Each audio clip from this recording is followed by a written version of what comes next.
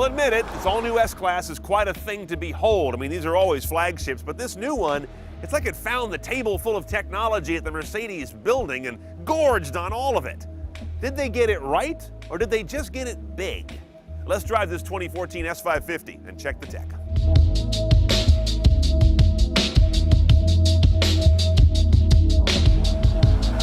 Now, first off, this new S is bad news for atheists. It's proof there is a God, because they got rid of those crappy-looking faux pontoon fenders that made the last car look like a Mazda 3.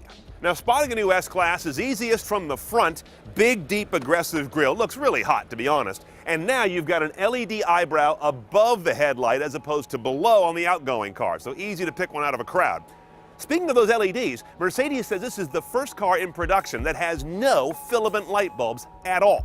56 LEDs make up the headlights, 35 make up the taillights, and 300 are in the cabin. Now, this may be the first car we've driven that totally eschews anything but LCD displays. Everything is communicated via these two 12.3-inch 8:3 ratio LCD panels. Now, right off the bat, look at that map. That is amazing. This is proof of a maxim in technology that sometimes things get faster enough or bigger enough that they actually hit a limit and they change. Every road is there, every nuance of it, and you really get a sense of where you are and what road's coming up next. No other system really pulls that together like this. The bigger issue is the tech stuff that is in here. There's a lot of it is scattered all over the place, particularly when you get to media. Radio has your radio stations, and you have to go through this almost sort of needless screen change to get to them. It's pretty, but it takes time of my eyes off the road. Then for your non-radio sources, you go to media. Now, a lot of car companies segregate other sources under media, but I think for an all-new design like this S-Class, they should think more progressively and start putting all media together in one place. But then when you want to get to your internet media sources, you go to yet a third menu, which of course is your phone and address book, but also the internet stuff, which lives under here. And under that sub-menu, you find Mercedes-Benz apps, but there's also internet radio under there. And then there's a www thing, which is a browser but doesn't work when you're driving. A lot of familiar things here. Google local search, POI downloads, weather, traffic cameras is new in this car. You can get a look at where traffic cameras are and look at them for the road ahead. Tune-in radio, I don't recall that being in a Benz interface before. Yelp we've seen before, and of course gas stations and movies.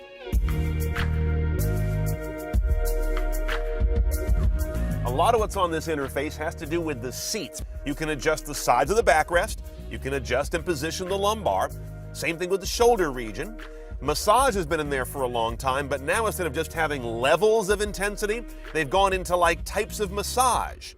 You have a seat heating balance control, and thank goodness you can reset the whole thing when you get lost. Well, one of the things I've always hated in Mercedes is this little vestigial weird number keypad. Who has this anymore? They finally made it useful by turning it into a touchpad. The problem is it's very vague. The touch isn't well calibrated, and as you can see, I can easily touch 2 stations or even more at a time. Now, of course, whatever you're listening to comes through a high-end audio system in this car, including a couple of choices of Burmester audio systems, which suffer primarily from the unfortunate coincidence that they look at a glance just like a Budweiser logo. I had 3 passengers get in here and say, "When did Bud get into car audio?" And they weren't kidding. It, of course, sounds great. I won't say it's less filling, but it definitely is one of those where I have to wonder, how much money can you put into a car audio system before you no longer hear it, but basically see it? Oh, and check this out. Up here in the glove box is a little bottle of stink water. This thing is a perfume that will get injected into the air conditioning and ventilation system on demand. There's a menu for this as well, the intensity of it. The key to it, Mercedes says, different than those little $4 ones you get in the car wash, is this will not stain your interior. So once you turn it off, it dissipates and goes away. They name all the scents as moods, including one called Freeside Mood that disturbingly sounds like there will be a child conceived in the back seat at some point.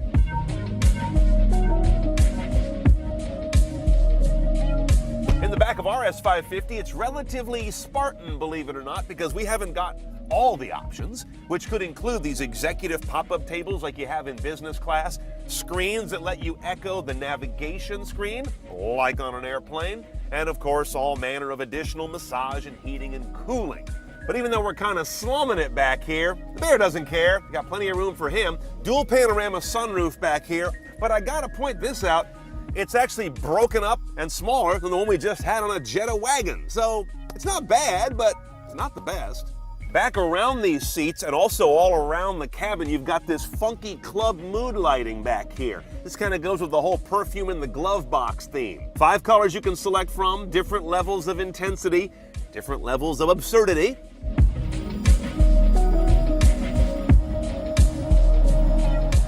One day I want to be a Mercedes mechanic, only because they have the most spacious offices underneath these hoods that open perpendicular. I love that.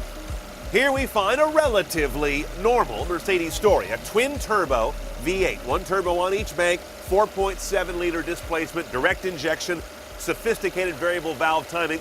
The output is 455 horsepower, 516 foot-pounds of torque. Great torque because it's a V8 and because it's got turbos on it.